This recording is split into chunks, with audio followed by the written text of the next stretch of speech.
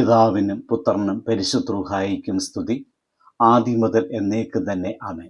ഇന്ന് ജനുവരി 3 ശനി. പുറപ്പാട് പുസ്തകം 3-ാം അധ്യായം 7-8 വാക്യങ്ങൾ. യഹോവ അരുളി ചെയ്തത്: മിസ്രയീമിലുള്ളതായ എൻ്റെ ജനത്തിൻ്റെ കഷ്ടത ഞാൻ കണ്ടു. ഊഴിയ വിചാരകന്മാർ നിമിത്തമുള്ള അവരുടെ നിലവിളിയും കേട്ടു. ഞാൻ അവരുടെ സങ്കടങ്ങൾ അറിയുന്നു. അവരെ മിസ്രയീമ്യരുടെ കയ്യിൽ നിന്ന് വിടുവിപ്പാനും ദേശത്തും നല്ലതും വിശാലവുമായ ദേശത്തേക്ക്, പാലും തേനും ഒഴുകുന്ന ദേശത്തേക്ക്, കനാന്യർ, ഹിത്യർ, അമോര്യർ, പെരിസ്യർ, ഹിവ്യർ, എബ്യൂസ്യർ എന്നിവരുടെ സ്ഥലത്തേക്ക് അവരെ കൊണ്ടുപോകുവാനും ഞാൻ ഇറങ്ങി വന്നിരിക്കുന്നു. ഈ പ്രഭാതത്തിൽ നമുക്ക് ആശ്വാസം, പ്രത്യാശ നൽകുന്ന ഒരു വചനമാണ് ദൈവം നമ്മോട് സംസാരിക്കുന്നത്. ജീവിതത്തിൽ നമ്മെ ആരും കാണാതെ, ആരും കേൾക്കാതെ, ദൈവം പോലും ശ്രദ്ധിക്കാത്തതായി തോന്നുന്ന നിമിഷങ്ങൾ ഉണ്ടാകാം. എന്നാൽ പുറപ്പാട് 3-ാം അധ്യായത്തിൽ ദൈവം തൻ്റെ ജനത്തെക്കുറിച്ച് പറയുന്നു: ഞാൻ കണ്ടു, ഞാൻ കേട്ടു, ഞാൻ ഇറങ്ങി വരുന്നു. ഇത് വെറും വാക്കുകളല്ല, ദൈവത്തിൻ്റെ പ്രവർത്തന പ്രഖ്യാപനമാണ്. ആദ്യമായി നാം കാണുന്നു, ഞാൻ കണ്ടെന്നു. ദൈവത്തിൻ്റെ ദൃഷ്ടി നമ്മുടെ കഷ്ടതയിൽ ഉണ്ട്. ഇസ്രായേൽ മക്കൾ ഈജിപ്തിൽ അടിമത്തത്തിലായിരിക്കുന്നു. അവർ ചങ്ങലകളിൽ ആയിരുന്നു.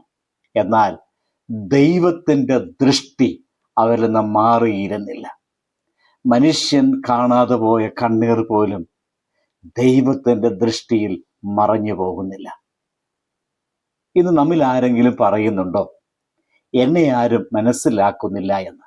ഈ വചനം പറയുന്നു, നിന്റെ വേദന ദൈവം കണ്ടിരിക്കുന്നു. വീണ്ടും വചനം നമ്മോട് പറയുന്നു, ഞാൻ കേട്ടു. നിലവിളി കേൾക്കുന്നതായ ഒരു ദൈവത്തെയാണ് ഇവിടെ കാണാൻ സാധിക്കുന്നത്. ഇസ്രായേൽ മക്കളുടെ പ്രാർത്ഥനകൾ സഭാവേദികളിലല്ലായിരുന്നു. അവ അടിമത്തത്തിൻ്റെ നിലവിളികളായിരുന്നു. അവ ഔപചാരികമല്ല, പക്ഷെ ആഴത്തിലുള്ള കരച്ചിലായിരുന്നു. നാം പറയാൻ വാക്കില്ലാതെ കരയുമ്പോഴും ദൈവം അതിനെ പ്രാർത്ഥനയായി കേൾക്കുന്നവനാണ്. ഇത് നിശബ്ദമായി കരയുന്നവരുണ്ടെങ്കിൽ ദൈവം പറയുന്നു, നിങ്ങളുടെ പ്രാർത്ഥന, നിങ്ങളുടെ കരച്ചിൽ ഞാൻ കേട്ടിരിക്കുന്നു. വീണ്ടും വചനം പറയുകയാണ്, ഞാൻ ഇറങ്ങി വരുന്നു. ഇത് ദൈവത്തിൻ്റെ ഇടപെടലിനെയാണ് സൂചിപ്പിക്കുന്നത്. ഇതാണ് ഈ വചനത്തിൻ്റെ ഉച്ചസ്ഥാനം. ദൈവം പറയുന്നില്ല, ഞാൻ മുകളിലിരുന്ന് നോക്കും എന്ന്. അവൻ പറയുന്നു, ഞാൻ ഇറങ്ങി വരുന്നു.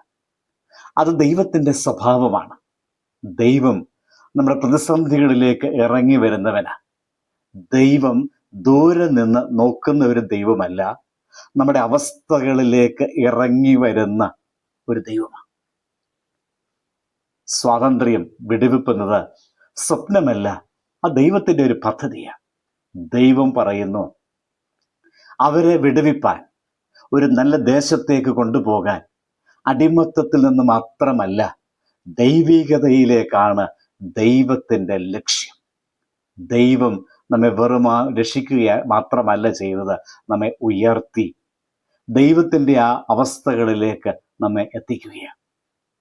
ഇന്ന് നാം ആയിരിക്കുന്ന സ്ഥിതി നമ്മുടെ അന്തിമ സ്ഥിതിയല്ല. ദൈവം നമുക്കായി ഒരു നല്ല ദേശം ഒരുക്കിയിരിക്കുന്നു. ദൈവം നമുക്കായി നല്ല അനുഭവങ്ങൾ ഒരുക്കിയിരിക്കുന്നു. ദൈവം നമുക്കായി നല്ല അവസ്ഥകൾ ഒരുക്കിയിരിക്കുന്നു. ആ പ്രത്യാശയിൽ ദൈവത്തിങ്കിലേക്ക് നമുക്ക് തിരിയാൻ സാധിക്കുമോ? ഈ പ്രഭാതത്തിൽ ഈ വചനം നമ്മെ പഠിപ്പിക്കുന്ന ഇതാണ്: ദൈവം നമ്മുടെ കണ്ണുനീർ കാണുന്നുണ്ട്. നമ്മുടെ നിശബ്ദ നിലവിളികളെ കേൾക്കുന്നുണ്ട്. നമ്മുടെ ജീവിതത്തിലേക്ക് ദൈവം ഇറങ്ങി വരും. കഷ്ടതയുടെ നടുവിൽ നാം ഒറ്റയ്ക്കല്ല. പ്രതിസന്ധികളിൽ നാം ഒറ്റയ്ക്കല്ല. ദൈവം നമ്മോട് കൂടെയുണ്ട്. ഭയത്തോടെയല്ല, പ്രത്യാശയോടെ, വിശ്വാസത്തോടെ നമ്മുടെ ജീവിതം നമുക്ക് മുൻപോട്ട് കൊണ്ടുപോകാം. അതായിരിക്കട്ടെ നമ്മുടെ പ്രത്യാശ. പ്രാർത്ഥിക്കാം. കരുണയുള്ള ദൈവമേ, ഞങ്ങളുടെ വേദനകളെ നീ കാണുന്നവനാണ്. ഞങ്ങളുടെ നിലവിളി നീ കേൾക്കുന്നവനാണെന്ന് ഞങ്ങൾ വിശ്വസിക്കുന്നു. ഈ ദിവസത്തിൽ ഞങ്ങളുടെ ജീവിതത്തിലേക്ക് നിന്റെ വിടുവിപ്പിൻ്റെ ശക്തിയോടെ ഇറങ്ങി വരണമേ. ഞങ്ങളെ അടിമത്തത്തിൽ നിന്ന് പ്രത്യാശയിലേക്കും വിജയത്തിലേക്കും നയിക്കണമേ. ആമേൻ. ദൈവം അനുഗ്രഹിക്കട്ടെ.